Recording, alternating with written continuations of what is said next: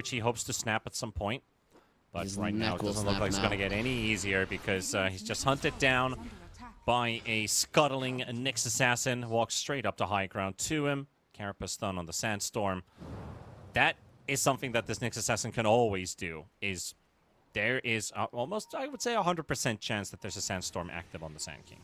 The moment this mid lane tower for Universitario falls is the moment when this game completely falls apart. 4k gold lead now, sure, it is a decent amount, but it doesn't look like WASKA are completely overtaking the game. It soon will. Yeah. That was a pretty easy spell combo, and Pablo missed that one in the end as well. So a bit of shakiness there. The Bushwhack into Sharpshooter should be a guaranteed combo there. It's not going to kill the Tiny. Yep, but it is a bad it up for a bit sign too long. that you are missing it. Nice. Good Nice Quelling trick. Blade there. Beautiful. And he has And the he turns for the kill. Turns around for the kill. Oh. But the toss is not going to do enough. And now with Nelson tuning in, Narkmako will drop the songs a bit late there from Yadomi. It's not in position on time. That was the Tiny making his own play, though, so he instantly pays the price. Raindrops, right? This is something that you need to have versus a Tiny with these supports, especially a Hoodwink. Hoodwink has decent strength gain, though, but very low level still to for that to kick in. Yeah, that is minus 120 damage, so pretty important when the toss with the crash landing. It's pretty high damage output. Nelson, he's in a bit of a no man's land. Not entirely sure what he was up to, but scouted by a ward by WASKA. Just getting caught in the river. His team needs help. That's what he was doing, but he doesn't have a blink to help them with. That's the problem. Yeah, he hasn't lined up now. Pipe doesn't feel like a good farming item, though. They're trying to apply pressure from the side. They can make a solo play onto the Jakiro Yadomi. Just drawing their attention, keeping them busy. Ember Spirit spotted. Enigma was thinking about a black hole there for a second on Siren, but the supports are too far away to follow up on it. You're poking because Now you want this tower. Now Nelson also returns here as well. Sharpshooter loaded up, and Pablo has yet to land a Sharpshooter this game. It's another miss. Matthew walks up on the high ground. Yadomi is there to think about following up with a Reelin and the web. And here comes the Gyrocopter, the big bad Parker. But Parker actually might just end up dying here. He does. Nelson with the epicenter will get himself a big crucial kill. That's a 10,000 net worth Gyrocopter just falling for nothing. Sigurd dropping the black hole. Siren is ready to go in though. Help out his buddies. Nelson, another burrow strike. Huge. Beautiful cleanup. This has got to be the best play that I've seen from this Universitario offlane. And thank goodness as well, they did need that so badly. This is also a mistake from WASKA coming into that fight, right? You saw the pipe on the Sand King. You know that the enemies have nothing to force out the fight with, and you are forcing it out as well while you don't have the sleep. I understand the pipe of the Enigma is giving you confidence to go forward, but not to just walk in onto the high ground, even if you think you're going to be getting that first kill easy.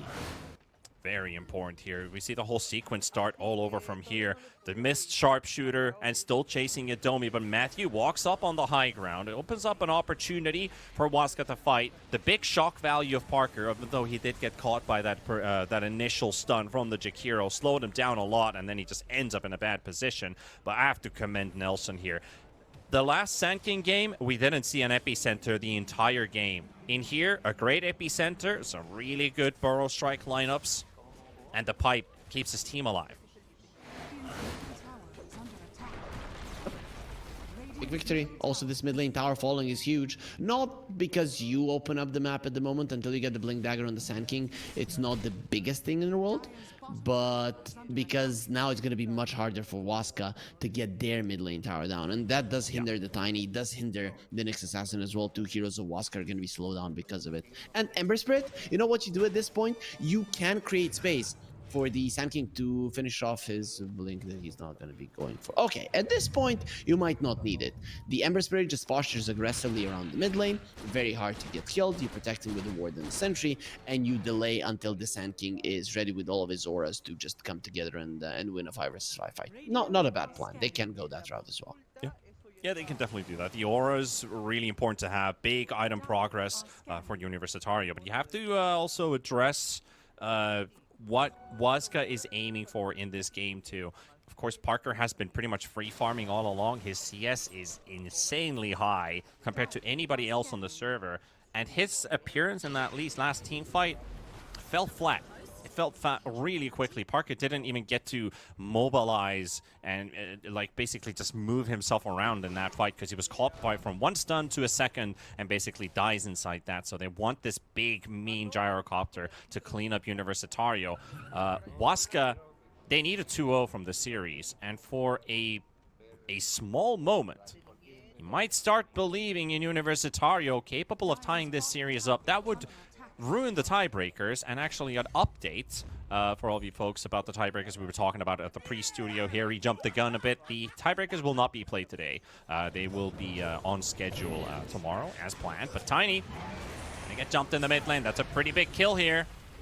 Nobody there to help him out. Yadomi's coming in with a song nearby, but not in range with the Song of the Siren. So they're going to have to sack him. Matthew gets to burst out onto the hoodwink, and Pablo survives with the Crimson Guard. Nelson, but that's the black hole. That's canceled as well by mistake. Pablo finally down. Yadomi's down as well. Sacred's going to get pummeled down to the ground.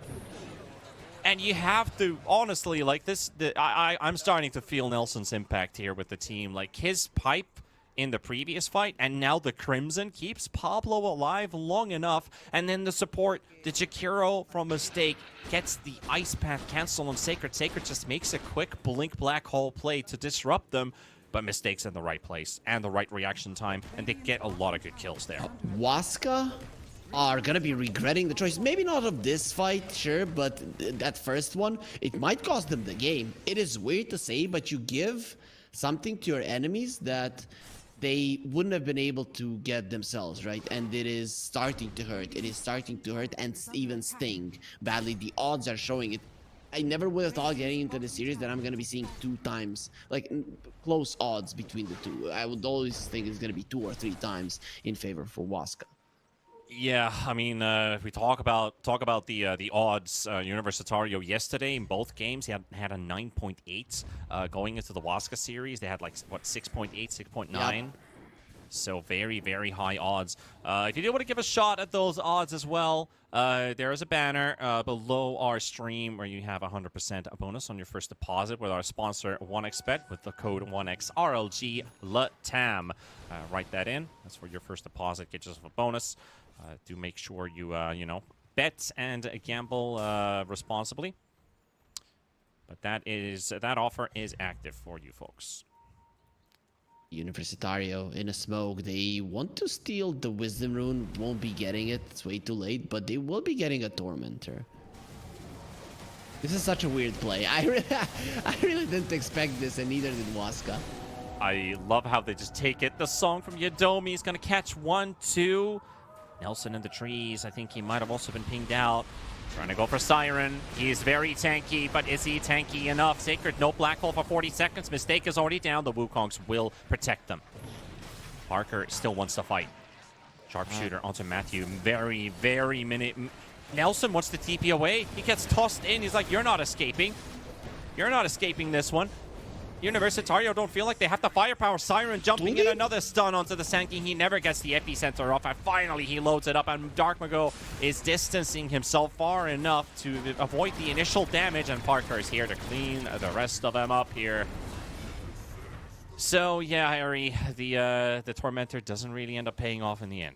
That was such a... I still can't believe that Universitario went for that play. That was so weird and unnecessary, right? You don't have the tier 1 tower on the top taken out. Your escape routes are pretty much going to be cancelled if WASKA gets a sniff of what you're doing, and you just go for it because you believe that your auras are going to be enough. But if WASKA approach the fight in a slow manner and not get caught by a big epicenter, and the Wukong's command just kite you around it, you've got no chance. Yeah, mistake from Universitario, definitely. I mean, I think if you look enough of pro games and replays, you might get the idea that, hey, we're in the lead right now, we can do this, but I think exactly that tier 1 tower. And obviously, the lack of an Aegis. which might even enable you to actually make that play. You drove the Aegis, the good old T1 into Tier 2, into Tormentor, into the Wisdom at 21. Yep. And also when they brought down the Tormentor, their positioning was all wrong. You have one side that you think that the enemies are going to be coming through, that's the high ground from the lane, or the low ground from the lane, and you do not cover it with the Sand King. Sand King needed to be the first point of impact, not the Jakiro, which is in that area your main damage dealer. Still a 4K lead for WASKA, and that most of that lead has been built inside these last 2 minutes of play. There was just a very small lead. That is the Gyrocopter, so far ahead of the rest of the pack. That is where that net worth lead is showing from. Pablo will get Matthew. Nelson does have a rocket on him, so they are backing away. WASKA running for their lives, pretty much. Siren wants to catch them. This is dangerous. There is an AD ruin bottle. Gyro will destroy. Didn't catch anything. Yep, very hard. That chain only hit on melee range. I think the slight that he used, I feel like he maybe landed the chains before the slight did. So maybe didn't expect. But now that's an arcane 80 gyro, by the way. Run. I think they saw it in the bottle. It is daytime. They should have been able to maybe spot him. I think the Tormentor, but they're not turning around towards the triangle. They're wanting to go top, suspecting somebody's going to come farm this top lane, and Gyrocopter, of course, the AD is about to run out. There's no reason to be super aggressive on WASKA. Really, when you look at Universitario, no way to cancel out a BKB Black Hole unless the Ember is crazy enough to buy a Basher and hope that his lucky stars align, which is not going to happen, obviously. I mean, neither the buy of the Basher nor the lucky stars aligning. So you do not have to hurry with WASKA. If they thought that they were on a timer with the lineup, they would have went into the triangle, tried to force the issue. Really, no reason to do so. If you go into the later portions of the game, you're pretty much fine.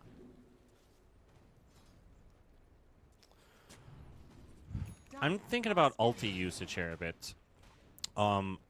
If WASKA were to consider building 4 staffs, like we already have 2 of them lined up here, if you jump in, you wipe your opponents, they don't get their ultis off, they'll be stronger when they respawn. So then you just play the map, you don't get to push. Would it be better to get them to use Epicenter and Wukong's, disengage, and then have your team fight ultis and win the fight if you're feeling stronger than your opponents are? Isn't that better? Of course, it's a bit riskier because you might end up losing somebody, but then they don't have their ultis when they respawn. Well, the thing is, Is that a way to look at it? I think the way to look at it mostly is you can survive through the Wukongs and the Epicenter with the sleep, so it can be a 2-in-1. You don't really have to think that those spells might give Universitario a fight. You can win versus those spells being used in a good way, even. Yeah. So my point is, if they just wipe Universitario without them getting their ultis off, I do think that's maybe even a bad thing for the few minutes that follow after. Maybe, yeah, that it could be bad for WASKA. Yeah, but of course, this is we might actually get to see that ulti usage because they're doing Roshan, and again, WASKA are responding just like the Tormentor. Dark Mago catches 3 heroes inside the pit. Bobby Pato, the Wukongs is out.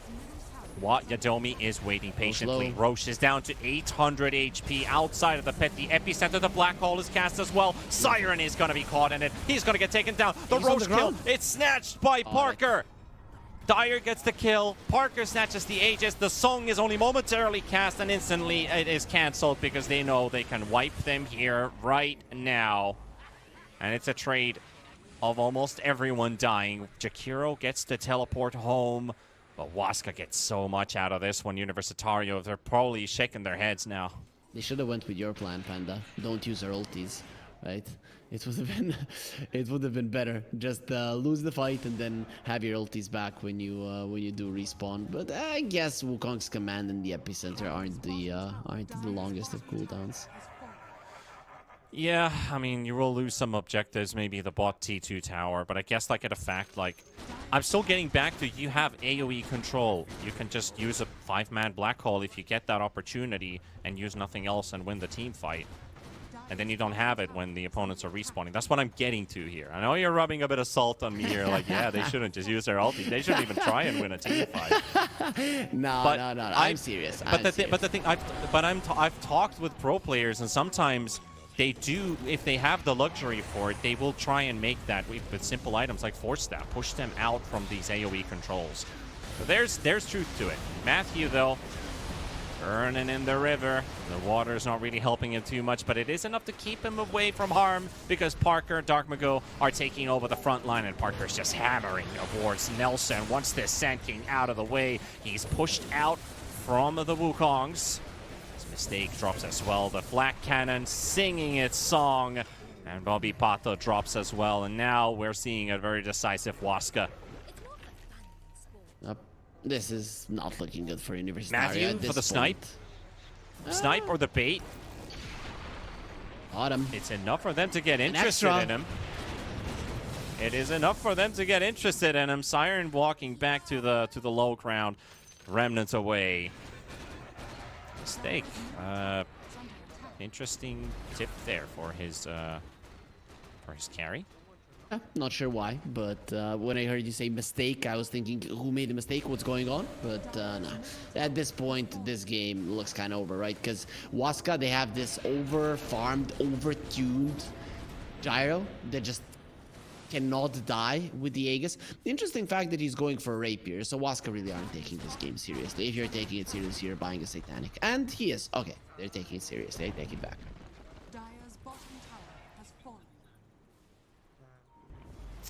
Are also in a position where it does start to look a bit difficult to actually give this game away to Universitario anymore. Considering the WASKA wins 2 team fights where they were, well, 1 team fight where they were maybe slightly behind, except maybe the Gyrocopter. And then they closed in that gap, and then WASKA's like, well, it's a pretty 50-50, but they're making plays they probably shouldn't make on the side of Universitario. Nelson. Goodbye. He's kind of at a spot where, like, he knows his fate's already sealed. Oh, you never give up. You fight until the very end. He has a Yules. But he's not using it. That is going to change anything. Meanwhile, a bit of a reel in. Yadomi, the fisherman, catches a big, big lake dragon. Did you know dragon in Finnish is salmon snake? So you are more in tune with like the Chinese dragons? Maybe, you know, Kirin's. Yeah. Oh, okay. Okay, so I mean that'll be like literal translation, right? Yeah. Okay, cool. I'm just curious what everyone is like. Dragon, you know, Drache, Drake, and then salmon snake.